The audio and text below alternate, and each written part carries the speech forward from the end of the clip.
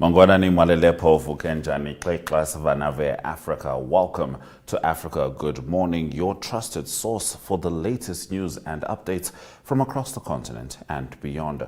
Today we bring you stories including the US expelling South Africa's ambassador, Angola's call for a ceasefire ahead of DRC M23 peace talks, and the controversy surrounding Angola denying entry to African opposition leaders. We also cover the Trump administration's proposed travel ban and explore African migration trends in the US. Plus, don't miss Mike Sichula's Zambia report for the latest in current affairs, entertainment and sports from that country.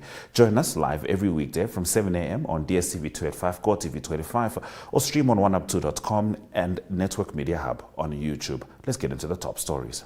Welcome to Namibia, where adventure meets tranquility. With Enjoy, you have access to a wide range of accommodations to suit every traveler's taste and budget.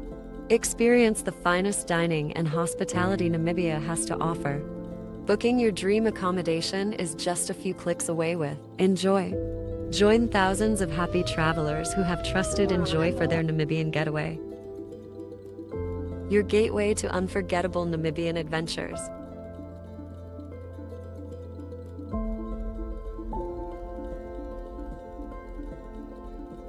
Visit us today at enjoy.my.na.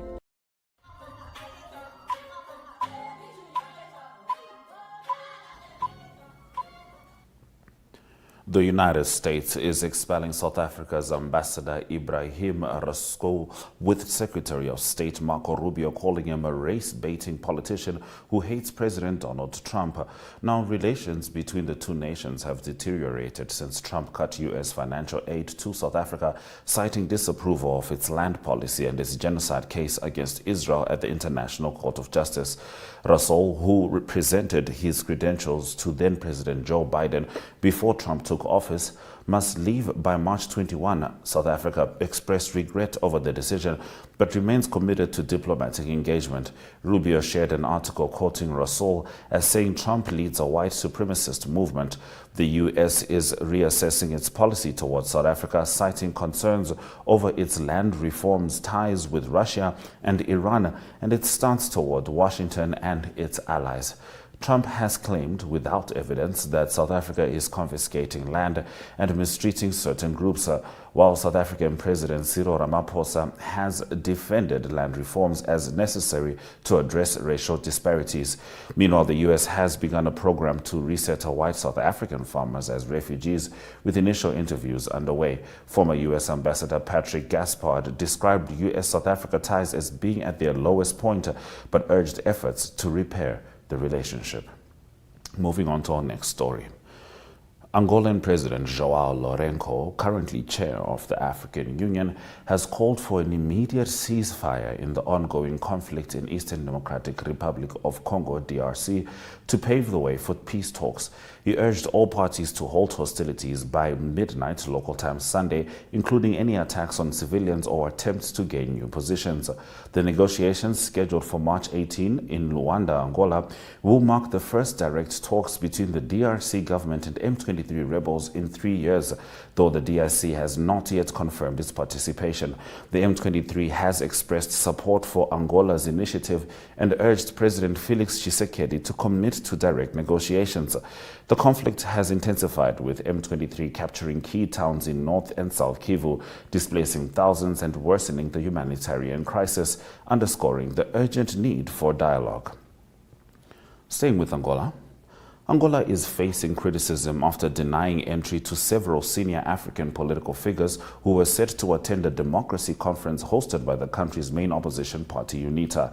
The invitees included Tanzanian opposition leader Tundu Lissu, Mozambique's Venancio Mondlane, and Botswana's former president Ian Khama. Lissu condemned the move as inexplicable and unacceptable, while Angolan authorities cited visa irregularities as the reason for the expulsions. At least 20 political leaders were turned away, including delegates from Kenya, Ethiopia, Uganda, Tanzania, Mozambique, and South Sudan, some of whom had valid visas or were eligible for visas on arrival. Former Colombian President Andres Pastrana, Zanzibar's first Vice President Othman Masoud Othman, and others were detained at the airport for 9 hours without explanation, missing their flights despite a government promise of a replacement plane that never materialized. The opposition platform for African Democrats denounced Angola's actions, while Zanzibar's ACT Wazalendo party called for Tanzania's government to summon the Angolan ambassador for an explanation. Political analyst Thomas Vieira Mario called the move strange, given that President João Lourenço, currently the African Union chair, has positioned himself as a continental mediator. UNITA lawmaker Nelito da Costa Equiki also criticized the government, which has long been accused of suppressing dissent to maintain power. Getting into the last of our top stories. The Trump administration is considering a new travel ban that could affect citizens from 43 countries, according to a report by the New York Times. The proposed restrictions divide the countries into 3 categories, with 10 nations, including Afghanistan, Iran, Syria, Cuba, and North Korea, facing a full visa suspension.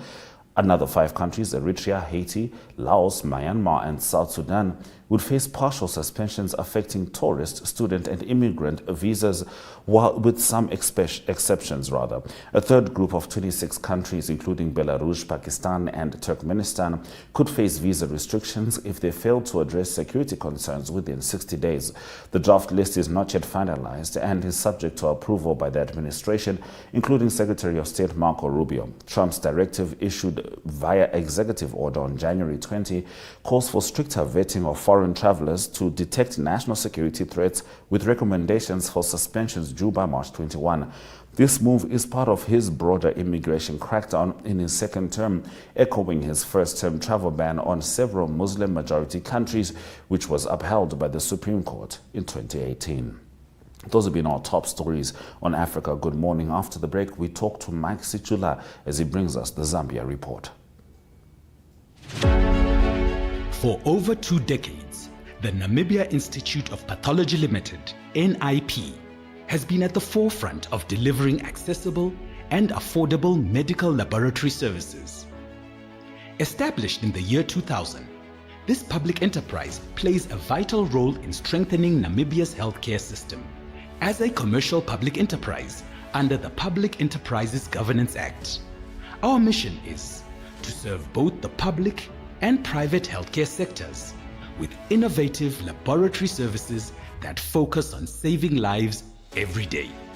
Our revenue is generated through medical laboratory services, with the public sector as our largest market through our partnership with the Ministry of Health and Social Services. At NIP, our vision is to be a trusted, customer-centric, and innovative medical laboratory service provider of choice. Our mission is to provide reliable, accessible, and innovative medical laboratory services responsive to our customer needs, guided by our values: innovation, accountability, commitment, teamwork, fairness, accessible, integrity, and respect. We operate 37 laboratories nationwide, serving all 14 regions of Namibia. 14 of our laboratories are internationally accredited under ISO 15189, reinforcing our commitment to global quality standards. We have successfully transitioned 10 of these laboratories to the recent ISO 15189 2022 standard.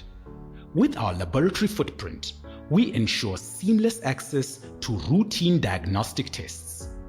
Pathology is at the heart of healthcare. Studies show that 70% of medical decisions rely on laboratory results. The Namibia Institute of Pathology Limited empowers doctors with critical insights, ensuring accurate and timely diagnosis for effective treatment for our people. Our business model is built on understanding customer needs and delivering tailored solutions through innovation, technology, and expertise to ensure a healthy nation. Namibia Institute of Pathology Limited, where commitment matters and quality prevails.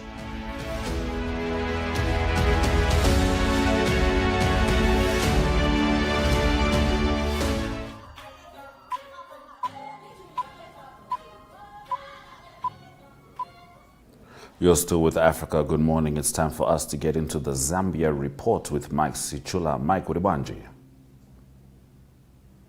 Niribuino Muribwanji, Africa, good morning to our dear viewers. Africa, good morning indeed. Now, Mike, Zambia is set to host the third least developed countries forum. Tell us about this.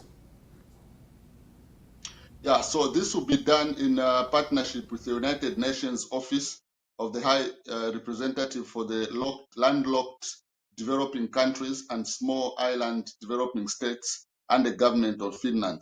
So delegates from over 50 countries will converge to collaborate on innovative solutions and strategies to enhance resilience on landlocked developing countries.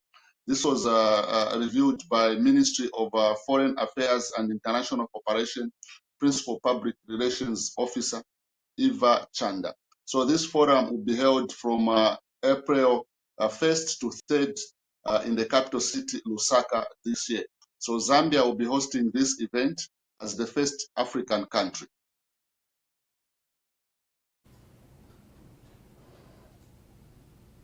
All right, Mr. Sichula. Moving on, police deny clearance for planned constitution amendment protests. This, of course, an update from your stories last week. Yeah, it is an update from last week because what has happened is that on 2 occasions, President Hakainde Hichilema has told the nation that Zambia is going to do constitutional amendments. So he did this on Women's Day and Youth Day. So, but in all these 2 occasions, the president spoke like as if consensus was reached with members of the public. So this has angered a number of civil society organizations, political parties, and ordinary members of the public who have said that constitutional amendments are welcome, but they must be done in people must be involved. So State House did say that there was consensus, but the church mother bodies have said that they were never consulted in terms of the government having a draft constitution. So what this has prompted political parties such as Tonse Alliance, where former President Edgar Lungu is the chairman, to call for public demonstrations against proposed amendments to the constitution. So police, following that development, police have turned down the Tonse Alliance request for clearance for the planned nationwide protest against the proposed constitutional amendment. Police did cite concerns about public safety, order, and security. So the protests were scheduled for the 19th of March 2025, but Zambia police spokesperson Mr. Ray Amonga said poses a serious risk of being taken advantage by criminal elements, which could lead to traffic and economic disruptions as well as legal consequences. So following this warning by the police, the organizers of the protest have not responded, but issues surrounding constitutional amendments have attracted sharp criticism. And from the way the Minister of Justice also spoke to the nation, he said that the process will. All right, we seem to have lost Mike Sichula there, but I'm sure he will swing right back. But for now, we continue into his next story, the Zambian government. Oh, Mike, I believe you're there. All right, okay, Yeah. Stay with us, Mike. Let's just move straight into the next story. The Zambian government plans mechanization centers to boost food security. So this, according to Agriculture Permanent Secretary Yvonne Mpundu, government will provide tractors, various agriculture implements in a bid to increase crop production in the country. She said districts in the country already established farmer training centers have received tractors and agriculture inputs to serve as areas of excellency. So the government is doing this in order to enhance food national security. They want to move away from the rain-dependent food production to a more resilient way of producing food every year. So after rain, then they come the winter, the winter maize production and other areas. So this is a move that government has initiated, and it has received overwhelming response from private and international cooperating bodies. And also government has introduced empowerment funds to save this purpose. Time for us to move over to some sport, and you definitely have some good news there because Zambia defeated Tanzania to advance in the FIFA Under-17 Women's World Cup qualifiers. Yeah, it was a good outing for the young Copper Queens on Sunday in Angola. They overcame Tanzania by a goal to nil and winning this two-legged tie 4-0 on aggregate. So Zambia will now meet Benin, that beat the Democratic Republic of Congo yesterday. Then Football Association of Zambia President Andrew Kamanga did congratulate the under-17 girls for qualifying to the third and final round of the Morocco 2025 FIFA Women's World Cup. So Kamanga says the under-17 victory sets the pace for other teams that are taking part in various competitions this year. So this is something that Coach Carol Kanyemba, if she manages to pull through against Guinea, she'll become the first under-17 women's coach to qualify to the World Cup back to back. All right, Mr. Sichula, now we're going to take a bit of a sharp left as we get into Zambia's community news. A rather sad story. Poachers kill white rhino in Mosiwa Tunya National Park. For those of you who don't know, Mosiwa Tunya is the original name for Victoria Falls, which means the smoke that thunders. But do tell us about the poaching.